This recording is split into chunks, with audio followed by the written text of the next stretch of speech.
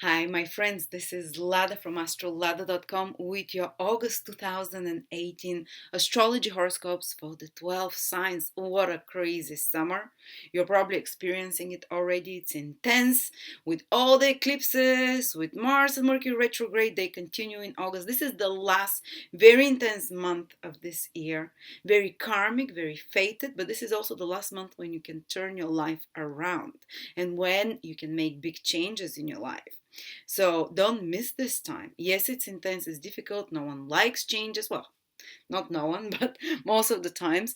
But you can make something amazing. It can be extremely productive and transforming month. And of course, one of the most important events is that we have the solar eclipse, which is happening on the 11th of August in the sign of Leo. It's with Rahu. Solar eclipse is about new beginnings, guys. Especially with Rahu. Rahu is material in nature when a Rahu causes a solar eclipse, which means it will bring some tangible, material, new beginnings in your life over the next 6 months in different area of your life, depending what sign you are. We'll speak about that, and some big changes in that area of your life. It's one of the last chances to make a big new beginning in that area of your life where the one of the last Leo eclipses is happening there. So important time. Yes, it can be unsettling, it can be scary because you're entering into uncharted new territory, and everything new feels scary, but at the same time, maybe you're overdue for a change there. At the same time, we have Mars and Mercury retrograde.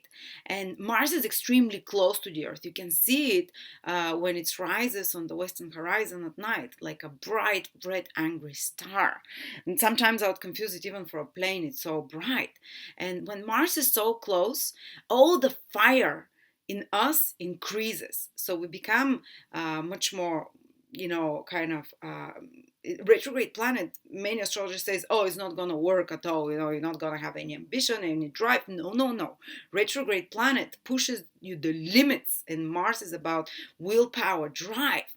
And of course, with all that fire, it can misfire. We can create conflict, we can be more prone to accidents, to burns, to cuts, more prone to fighting with people that have longer consequences. But this fire is given to us to make something out of it, and in particular to make some feat of courage, because Mars rules courage, something that you not have the energy or the will to do at other times, because Mars is so much stronger. Some feat of courage, some feat of assertiveness, some feat of strength that you can achieve, some feat of physical or other kind of energetic strength, some feat of so something that you can use this willpower, feat of willpower. And but again, as I said, too much fire can overpower rationality, and we can do some too passionate actions that we later regret for. But I would advise you use this fire to fix some problem in your life, to use this willpower and this assertiveness to tackle issues that you haven't had the courage or strength to do before. This is what retrograde planets are about. And try not to succumb to the temptation to fight, to retaliate, to bicker, to be overly dramatic, and be careful for little accidents as well. But the ultimate goal of Mars retrograde is much more positive. And we'll speak about each sign where it is happening. And it's actually going in Capricorn. And it's turning direct only in the last 2 days of month of August. So it's mostly retrograde the whole August. And then you have Mercury retrograde till the 19th of August. And Mercury is about communication, about talking, about information. So you might have to be working on something using 3 times more of your skills, which what Mercury rules, 3 times more of your communicative abilities, of your ability to, to explain things, of your ability to use your hands or your mind or your skills in some way. It's more challenging when a planet is retrograde because we have to use 3 times more energy. So maybe some of you will be using 3 times more energy and skills to fix some communicative errors, some administrative errors, to organize, to manage, to prepare something, to put final touches, to complete some mercurial projects which are of the mind, of writing, of speaking, of communicating, of business commercial transactions. So you're fixing something there while Mercury is retrograde till the 19th. And of course, we have, though, a lot of support as well, because we have Jupiter, amidst all those difficult influences, the solar eclipse, Mercury, and Mars retrograde. You have two very beneficial influences. So the universe is kind to us. It doesn't just burden us with one after another difficult influences. It gives us a helping hand. And one of them is the Jupiter trine Neptune. The whole month it is active. The whole month they're within a degree from each other, from the orb, and they're happening in water signs. Extremely healing influence. I've given some keywords. Easy flow, we'll speak about each sign where you're going to experience this easy flow, this healing, help from somewhere, divine help. It might be almost like divine intervention, something happening by magic, spirituality, healing, kindness, tolerance. You can experience all those things. It's very emotionally soothing. It kind of gives you sense of happiness within in certain areas of your life, and things happening like by magic. And then there is another trine, very rare one, between Uranus and Saturn, which is active the whole August, again in earth signs this time. And earth signs are material manifestation. So in certain other areas of your life, you'd have groundingness, you'd have productive results, material results. You're going to have easy material results because it's an easy aspect. And you're going to have you're going to build up something new on top of something old, strengthen old foundations by incorporating something new, and that is not going to destroy old foundations in your life. It's just going to build up upon them. So we do have some helps, and now let's see how it is going to affect each of the 12 signs. So, Gemini rising, sun or moon, people, where is the action happening for you? Well, of course, let's start with the solar eclipse, where also Mercury will be retrograde. So this is your third house. Heavy influence this August in your third house here. So happening here in Leo. So, what is Mercury retrograde about? Well, it's about fixing something, improving something, editing something. And third house is definitely the house of communication, of writing, of speaking. So you might be editing some documents or some administrative tasks. You might be have to work very hard on and lose a lot of your skills for certain communications, negotiations, for certain documents, for certain administrative work, for certain commercial business activities, maybe for work in small group activities as well. Or maybe you might have some clarifying conversations and the need to resolve some problem with neighbors, with siblings, with relatives, with teammates, with friends. Maybe even people from the past that you haven't seen will come, like some neighbors you haven't seen you'll see with them. Or maybe you start talking about what you used to do with your friends in the past, or some schoolmates, or people you haven't seen for a bit, or maybe some old co-workers can get in touch with you, so there is this theme going on. And if there was any complications in some commercial or business activity, which is the third house, if there was any complication with some documents or papers or communications or some short travels, after the 19th of August, they start improving. And if you're traveling before the 19th of August, make sure that you're well prepared. You can travel during Mercury retrograde, of course. You just need to make sure that you have plan B and A, or B and C, because there might be some delays or something. So just be more prepared.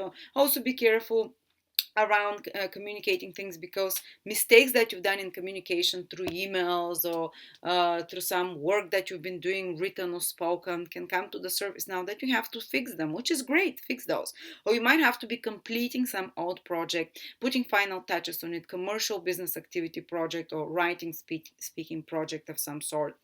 So all those things can be happening. You just have to pay more attention to detail. Mercury is paying retrograde, pay attention to details, But at the same time, something new is coming through this third house, because there is a solar eclipse, which is all about new, powerful new beginnings, as I said, and big changes that transform that area of your life. So they can appear together with the old things that are happening, because Mercury is retrograde, completing some things, people from the past coming, getting in touch.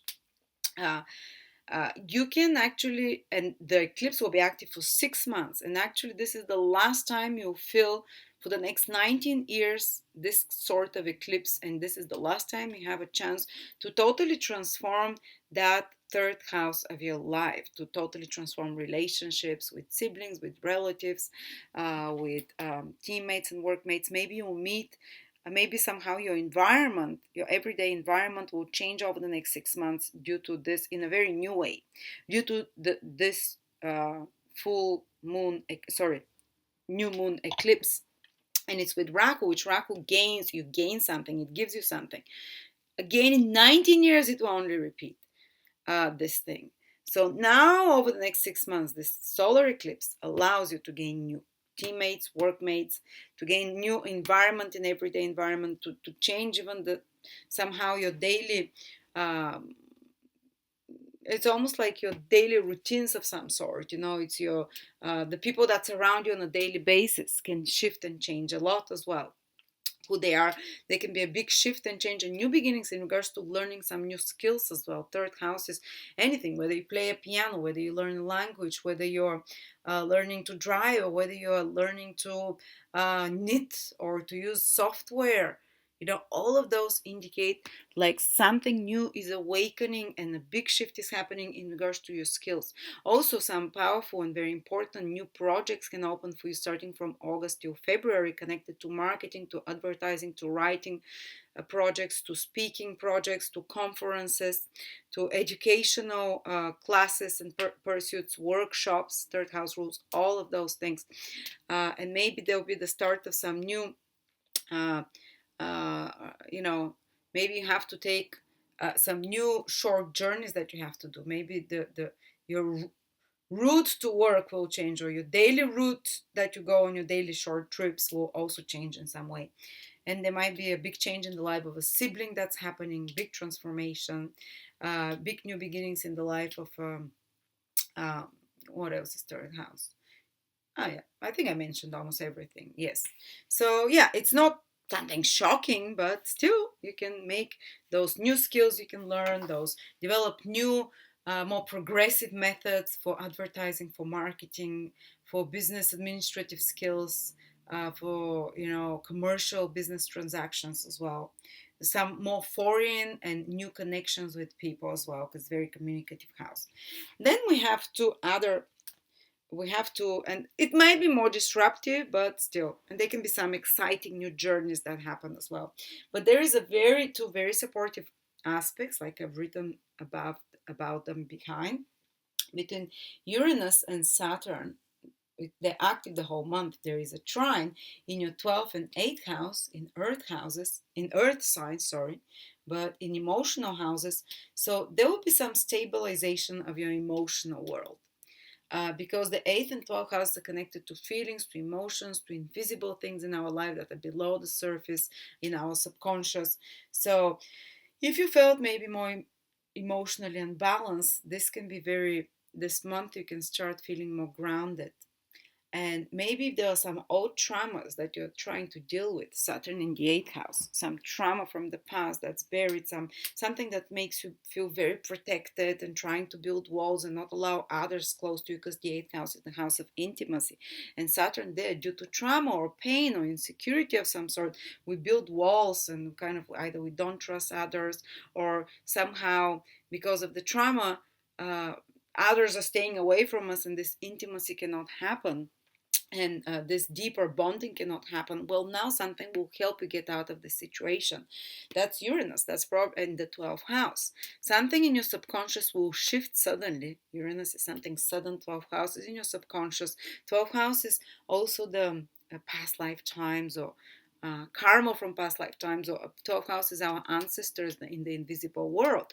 12th house is also the spiritual realm. So they can be like a sudden angelic involvement and support to heal some trauma, and to help you see some trauma that is not allowing you to feel emotionally whole, or to feel that's making you more fearful as well, or that's blocking you from a deeper intimacy and closeness with others. So that's blocking you from receiving from others what you give. 8th house is give and receive house. Eighth house is the house where you know for example, you might be in a relationship and you're always the one who gives, and somehow you're blocked subconsciously of receiving. Even the partners might not be giving you at all, because subconsciously you might feel unworthy to receive. That's all Saturn in the 8th house problems.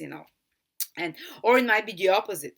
You might be in a relationship, your partner tries everything, but you're kind of like closing you off, you don't trust them, and you're pulling off, and you don't give them back what they give. So both can play out. Either you're the one that gives too much or and does not receive back. And not only in relationships, in business transactions, in clients, how they, if they evaluate you strong, and if they would pay more for your products or whatever. These are resources that come to you through others. And because of some trauma, now you're working on those things with Saturn in the eighth house. Everyone has traumas that happen in the eighth house that detracts from and somehow builds walls between you and others, and deeper intimacy or receiving from others, and from the universe generally. Uh, what you're worth. So you're working with that on that with Saturn in your eighth house for another year and a half or 2 years. But Uranus now starts making breakthroughs in August. Something chips away from something from your subconscious lights on fire and makes you see and gives you a realization of what you can improve and how you can change that. So you can open yourself to receiving more from the universe, more from others. So what can follow is that maybe you can even receive some support from passed away ancestors or guidance from your dreams, which is the 12th house, sudden guidance from your dreams, or just intuitive understanding all of a sudden, which is again 12th house Uranus, that allows you to heal some of those traumas, some of those blockages, and maybe what it can entail materially is that you can receive something that you need, that you can receive support from another person, maybe from an older, more experienced person, or if someone owes you money, this can be a good month where you can receive it. If someone owes you, someone has to return something to you, or if you want to ask for support with a material, financial, or emotional, or moral, or if you want more intimacy, something can happen positively this month that will allow this. You can get something back, you can start receiving a bit more, you can heal a little bit of those things that were blocking you from the deeper intimacy. And even sexuality, the eighth house is the ability to, when you're in the middle of the act, that you can totally relax yourself and merge and go into this tantric state, because as you probably know, 80% or 90% of women are not really able to fully um, relax when they're in the intimate moment because of, and that's again blockage in the eighth house, especially with Saturn there. So now there can be some sudden breakthrough or some improvement in regards to that, in the ability to stay and totally merge with another, instead of having those fears that, put the wall. And again, as I said, some healing emotionally happens and grounding on the emotions. Then we have another grand trine that's happening. Trine, water trine that's happening. And trines, as I said, is about very easy flow and things happening easy. For you, Gemini, between Neptune and Jupiter in your 10th and 6th house. So something by magic can happen in a positive way, and it's active the whole month in regards to your work and career. Sixth house is employment and career. If you're a boss yourself, you can, for example, find now amazing employees. Or you can complete some great project together with your employees, so they can be like very supportive and helping for you in something. Or if you're an employee yourself, then you're the sixth house. A boss can really help you by magic. You can ask for help from a boss and from authority figure or from some institution, and that can help you complete some project or improve something. Or you can ask some authority figure and receive help as if by magic and answers in regards to some health problem or in regards to some debt. Sixth house is debt. Maybe you can reach out to an institution or someone in power. 10th house, very benevolent figure, Neptune, that will look at you benevolently and give you something to help you with the situation of disbalance, which is sixth house, either health problem or poverty problem or problem with debt or problem any kind of stressful situation is the sixth house. So something starts, some kind of divine help, Neptune and Jupiter both, and healing that comes to you in regards to work or career. If you're self-employed, maybe you can complete beautifully some work project. You can receive some ease and help in regards to that as well. Um, your status can improve as well, your status and reputation, which is the 10th house, because of some work you've been doing, because of very good work ethic, for example, as well. And yeah, so there are different ways it can play out. Sixth house is also the house of both the 10th and 6th house are very organizational, but neither Jupiter nor Neptune are very organizational, but kind of things can flow a little bit by magic there. In something connected with work, with worldly duties and responsibilities, and with fixing some problem. Okay, so there we go, guys. Hold on a bit tight. Your Mars is still retrograde, and things are starting to improve gradually, especially the second part of the month more and more. And that's the last push, but we have a lot of support, as you saw as well. So thank you.